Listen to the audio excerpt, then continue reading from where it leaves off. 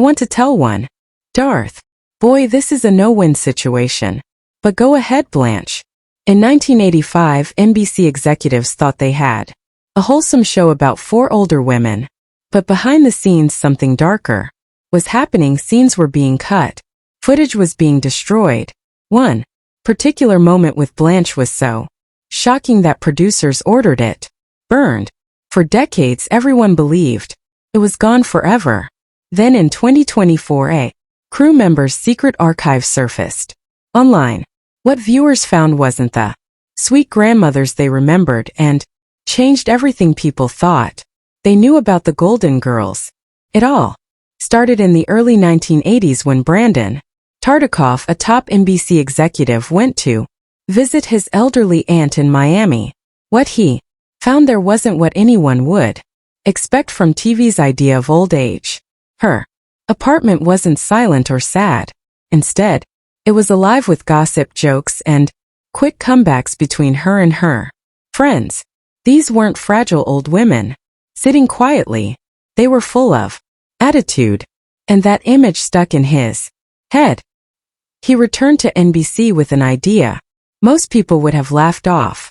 What if there was a sitcom about 4 older women living together, dealing with retirement, money problems, new roommates, and all the unexpected chaos of growing old? Nobody else was doing that. In fact, barely any characters on TV were even over 65. Networks were chasing younger audiences, and only 2% of primetime characters were seniors, even though real-life seniors made up over 12% of the population. But Tartikoff believed in the idea. He called it Miami Nice, as a playful spin on the flashy Miami Vice, which was also his show. People doubted it. They thought no one would watch. The final spark came from something no one expected. During a 1984 NBC promo event, a skit was shown just to entertain TV affiliates.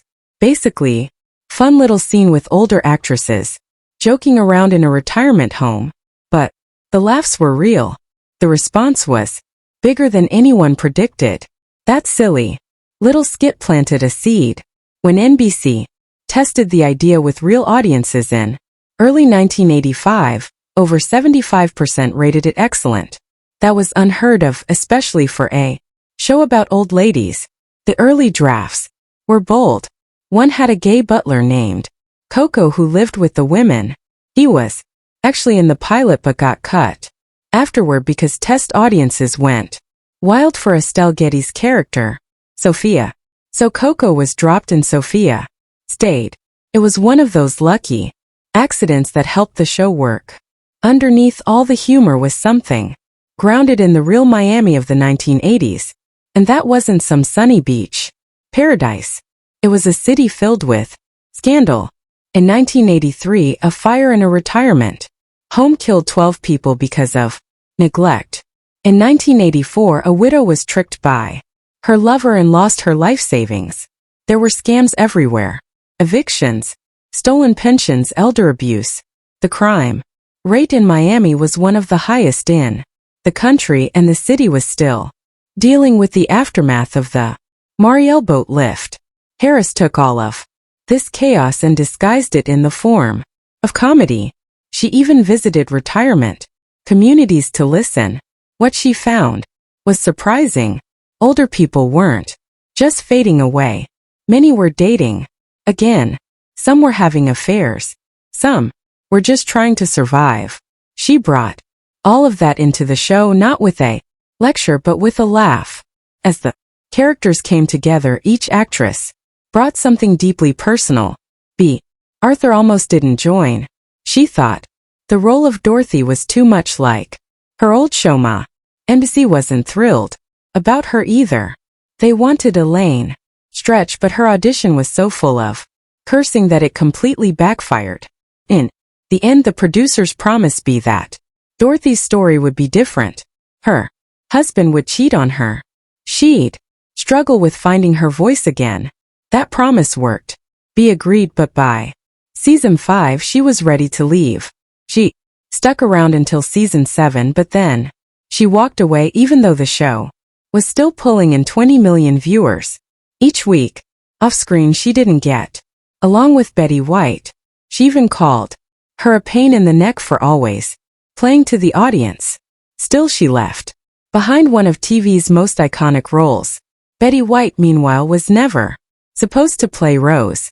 First she was cast as Blanche, the flirty Southern belle, because of her past role as Suen Ven. But during rehearsals something didn't feel right, so they tried swapping her with Rue Lanahan. The moment Betty played the sweet, clueless Rose from St. Olaf, something clicked. Suddenly those innocent farm stories turned into laugh-out-loud moments filled with double meanings. Rose would talk about butter churning, but the audience knew what it sounded like.